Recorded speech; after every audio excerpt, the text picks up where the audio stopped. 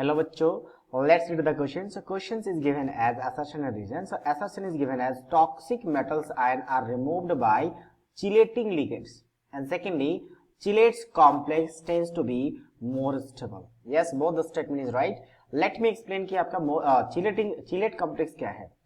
तो नॉर्मली हमें पता है डी ब्लॉक के एलिमेंट्स क्या बनाते हैं, कॉम्प्लेक्स कंपाउंड बनाते हैं. रीजन क्या है? क्योंकि डी ब्लॉक्स के एलिमेंट्स में वैकेंट ऑर्बिटल्स होती है और इसमें वेरिएबल ऑक्सीडेशन स्टेट शो करने की टेंडेंसी होती है. वेरिएबल ऑक्सीडेशन स्टेट शो करने की टेंडेंसी और वैकेंट डी ऑर्बिटल्स इनके होने की वजह से ये बहुत इजीली कॉम्प्लेक्स बनाते हैं. इसके कॉम्प्लेक्स बनाने की टेंडेंसी बहुत ज्यादा हाई होती है. अब कॉम्प्लेक्स बनाते कैसे हैं?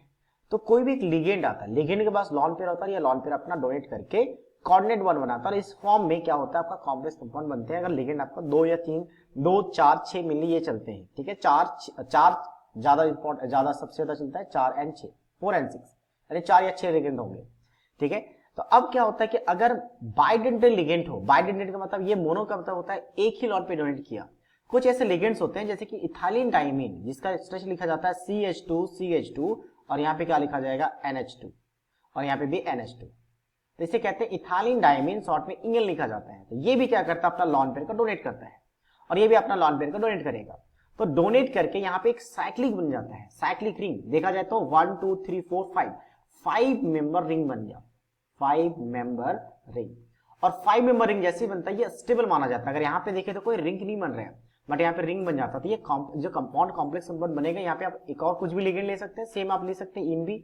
शॉर्ट में इनको ऐसा लिखा जाता है इन, और ऐसा दिखा जाता है कि आपके पास 2 कोऑर्डिनेट बॉन्ड बनाएगा, यानी कि 2 आपके पास कैसा बन रहा है, रिंग बन रहा है. तो इस रिंग को ब्रेक करना डिफिकल्ट होता है, इसलिए स्टेबल होता है. मींस एक बार एक कॉम्प्लेक्स बन गया तो उसको ब्रेक करना डिफिकल्ट होगा, तो इसलिए स्टेबल होता है. तो ये जो कहा गया कि chelate complex tends to be more stable. Yes, अगर मान लो यहाँ पे हमने 4 लिगेंड ले लिए तो 4 लिगेंड सिंगल डोनेट करेगा और सिंगल बॉन्ड बनाएगा, सिंगल कोऑर्डिनेट बॉन्ड बनाएगा. बट यहाँ पे पूरा रिंग बन रहा है, कोऑर्डिनेट बॉन्ड तो बन रहा है बट रिंग बन रहा है, वो स्टेबल हो जाता है. स्टेबल होने की वजह से उसको ब्रेक करना डिफिकल्ट है और इसे कहते हैं चिलेटिंग. इस प्रोसेस को हम लोग कहते हैं chelating. So that means chelating complex are tends to be more stable. ये स्टेटमेंट कैसा है, ट्रू है. अब हम इसकी बात करते हैं. टॉक्सिक मेटल है जो रिमूव किया जाता है चिलेटिंग लिगेंड से. Yes, that is also true. Toxic metal मान लो आप किसी एक रूम में हो और उस रूम में क्या कोई मेटल्स है जो टॉक्सिक है, तो अगर उस मेटल के अगर टेंडेंसी है कॉम्प्लेक्स कंपाउंड बनाने की, यानी डी, खास करके अगर वो डी ऑर्बिटल के एलिमेंट्स हैं, तो वो क्या करेगा, कोई भी लिगेंड्स आएगा तो उस लिगेंड के साथ क्या बनाएगा, चिलेट कॉम्प्लेक्स बनाएगा. और चिलेट कॉम्प्लेक्स बनाएगा तो उस बेसिस से हम क्या करते हैं, टॉक्सिक मेटल को वहां से रिमूव कर सकते हैं. कॉम्प्लेक्स बन गया तो हम कॉम्प्लेक्स को वहां से रिमूव कर लेंगे, तो वहां से जो टॉक्सिक मेटल वो रिमूव हो जाएगा. सो दैट मींस ये भी ट्रू है. और बेसिकली ये चिलेट कॉम्प्लेक्स बनाता है, तभी हम क्या करते हैं, चिलेट लिगेंड को यूज करते हैं. जो लिगेंड है इसे, ये प्रोसेस को चिलेटिंग कहते हैं. इस लिगेंड को चिलेटिंग क्या कहते हैं हम लोग, चिलेट कॉम्प्लेक्स कहते हैं. ठीक है, चिलेट कॉम्प्लेक्स. और ये जो लिगेंड था उस लिगेंड को कहेंगे हम लोग चिलेटिंग लिगेंड. और चिलेटिंग लिगेंड इसलिए यूज किया जाता है, दैट मींस कि रीजन असर्शन का एक्सप्लेनेशन भी कर रहे हैं.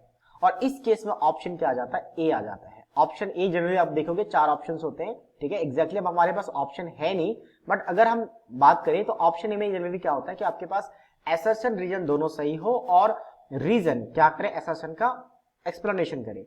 तो इसका मतलब ऑप्शन ए उस बेसिस में कहा जा रहा है. बाकी आपको ऑप्शन देखने पड़ेगी किस तरह का ऑप्शन यहाँ पे दिया जाता है. So I hope you understood it well. All the best.